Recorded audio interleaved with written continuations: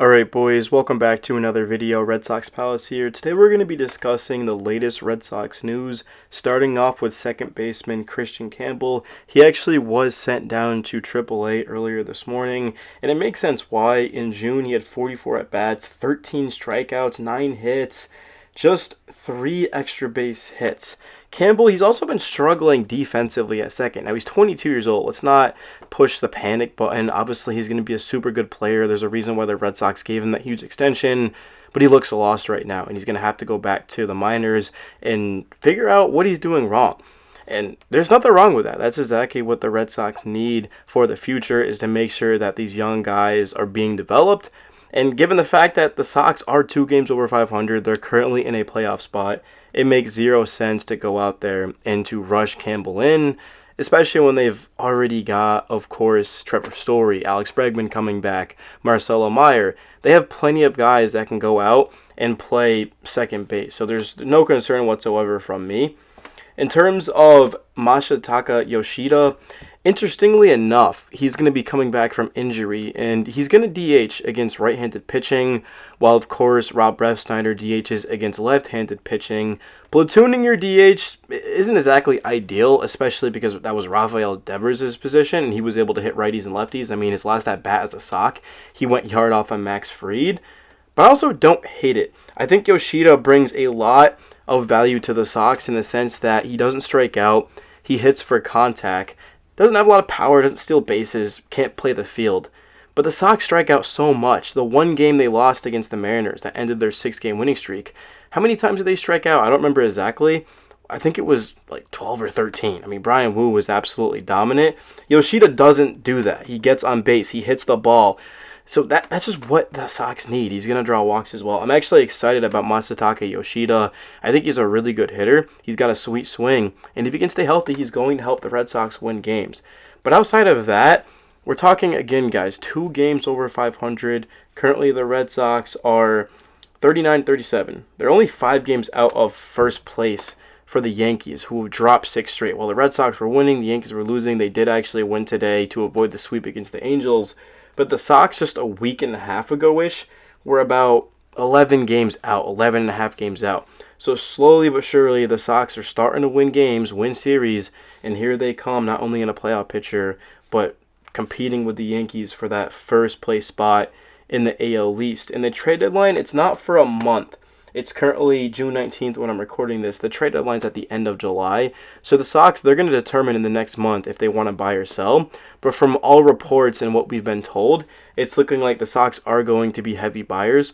And I think they could absolutely use another bat. I get they traded Devers. They didn't trade Devers, though, because he wasn't good. They traded him because there just wasn't the right amount of proper communication going around. So you move Devers, you get the Giants to pay for Sol Sauer, you get a couple of whatever players, and now you move forward. So the Sox can use that money to go get players at the deadline or in the offseason. They also have to extend Bregman. He's got a player option. They're going to have to go out and extend Marcelo Meyer, Roman Anthony, Christian Campbell's paid, Chapman's a pending free agent. So having that extra money is not as bad as you think. At first, I hated the Devers trade, but I've also grown on it since. I mean, it wasn't like the Mookie situation. I get that Mookie was going to leave anyway, and he was heading into free agency. But Mookie was an unbelievable 5-tool player, like a generational type of talent. Devers, you can't really replace his lefty bat. But the Sox, they've won 2 of the last 3 games since trading Devers, and he just wasn't a leader. I think that's my biggest thing. It's not his bat. It's just he didn't really represent the city the right way. I mean, he refused to take ground balls at first, which kind of proves my point. So whatever. I mean, Mookie was a second baseman, and he played center, then he played right, and now he's playing short for the Dodgers. I mean, I don't know. I love Mookie. I sound like I'm glazing him.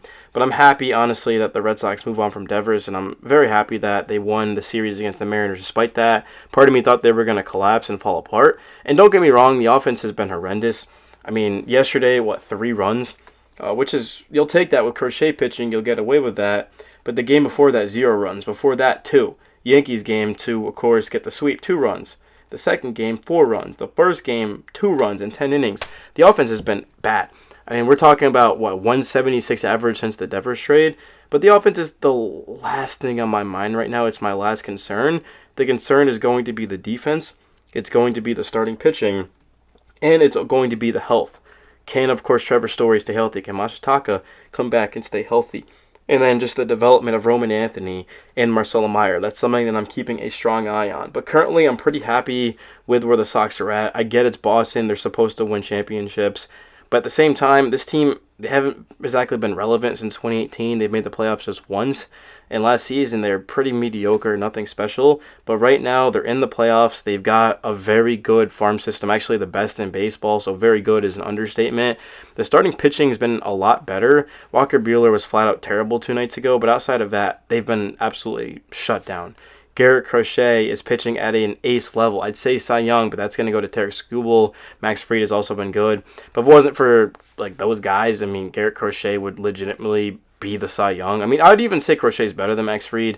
His stuff was nasty. He's got that cutter that he'll run in at about 93, and then he's got that sweeper that goes in. It's just impossible to hit. When Crochet's on, I think he's the best pitcher in baseball. He's that unhittable, and he only gave up a run because Duran last night yesterday afternoon ended up dropping a routine. It wasn't necessarily like routine, but you got to make that if you're a left fielder in the MLB. He dropped it, and then of course it was a double, and then there was a pass ball once the runner got to third off of an advancement.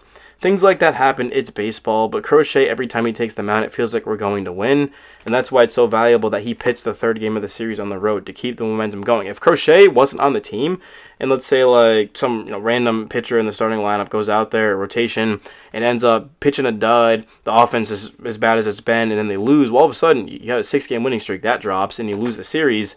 It would have killed all the momentum we've been building. It doesn't seem like much, but things can change in a week and a half. Like, we're talking about 2 weeks ago, the Red Sox were flat out bad. Even Refsnyder said they were trash.